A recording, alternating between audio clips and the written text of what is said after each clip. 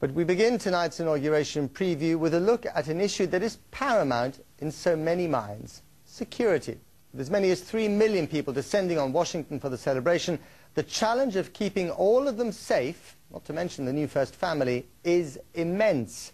Cars have been banned from many areas, bridges will be shut, security checkpoints have been established, and a command center will have eyes, electronic and real ones, all over the city.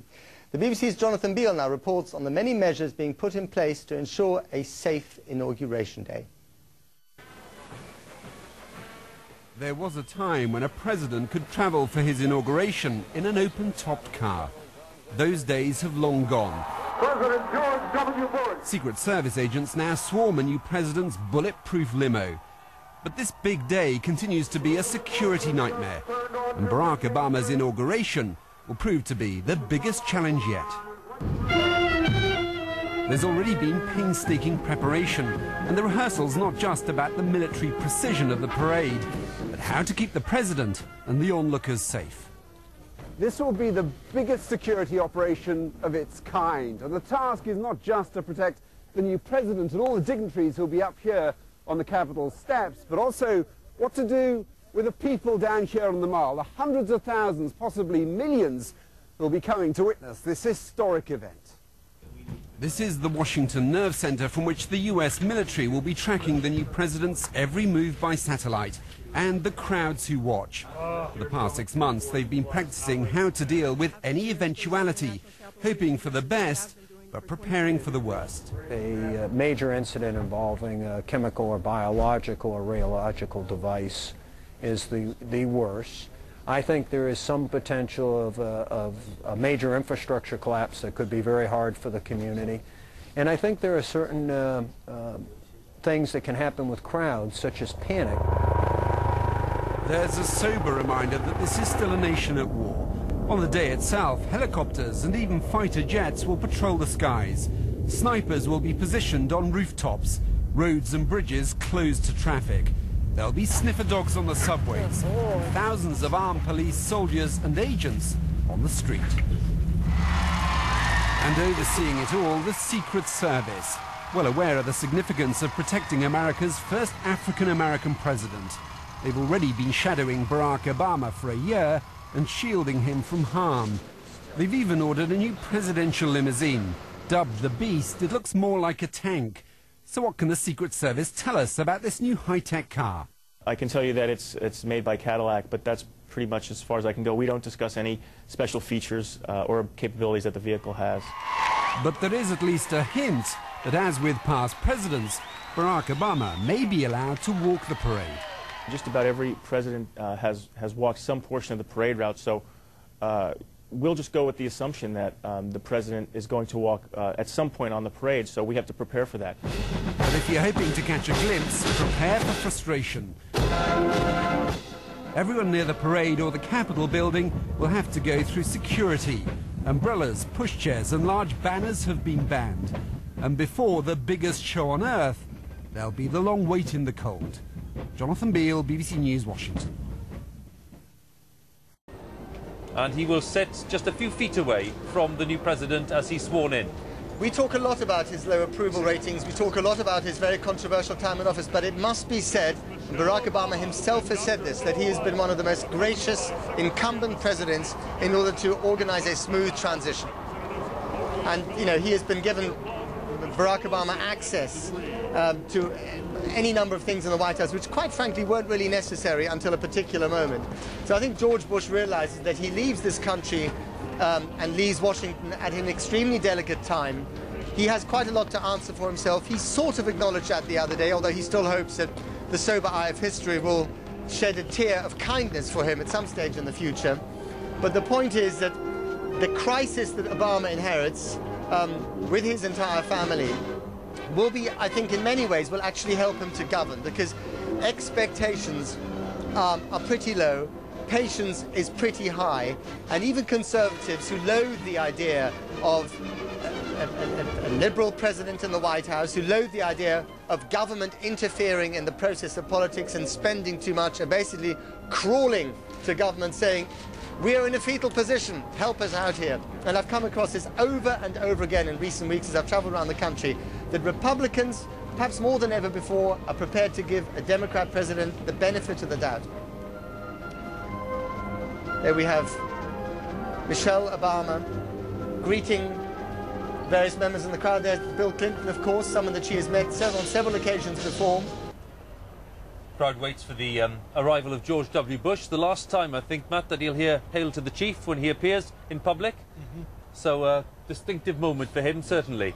And it will be interesting to see what the response of the crowd will be when he appears. But you know, I think what Matt was saying, there's a whole sense of national unity. In times of crisis, you crave that, you want that. And I think both Mr. Bush and Mr. Obama have been very mindful of that. And it's essential now. The country should feel it's pulling together to overcome its problems. As John King has reminded us over the last few days, both buildings built on the backs of slaves. And yet I think also overhanging this, Anderson, and very much alive in Barack Obama's mind, is not just the past, but the crisis of the present. And it's that to which he's, I think, going to address himself most forthrightly today, recalling the sacrifices of the past, what people have endured in the past, as a way to fortify us, to give us strength for the journey ahead. And there the Vice President Dick Cheney is being wheeled in. As we told you, he had an accident. He was moving some boxes in his new home outside of Washington, D.C. in McLean, Virginia, and he apparently twisted his back a bit. Doctors recommending he stay off his feet for a little while, and as a result, he's in a wheelchair, and they're going to wheel him out for the ceremony itself. Let's listen to this.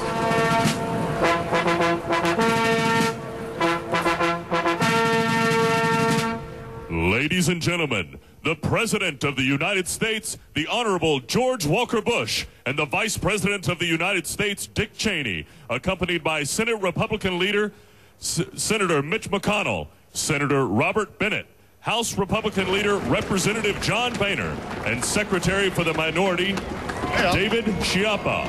I saw you up there.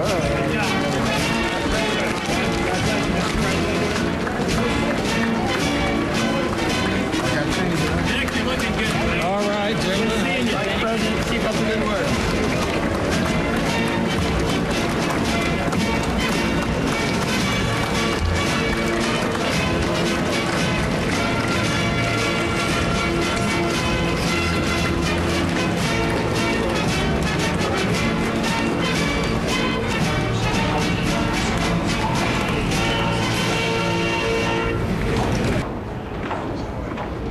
Hail to the Chief. The outgoing President, George W. Bush, takes his place here for the inauguration of his successor, Barack Obama. So what was the response in the crowd? Let's try and join the BBC's Clive Myrie, who's down there among the millions that gathered today. Clive.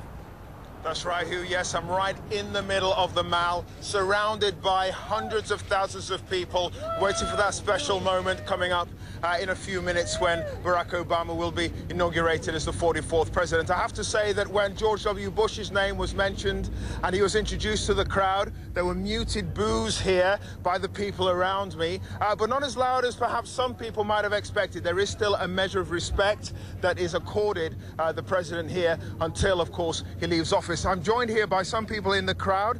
One young lady here has come a long way. Where have you come from? I've come from Tampa, Florida. You've come all the way from Florida. The weather's not as hot here as it is down there. No, it isn't. Why was it so important for you to make this journey and to come here today?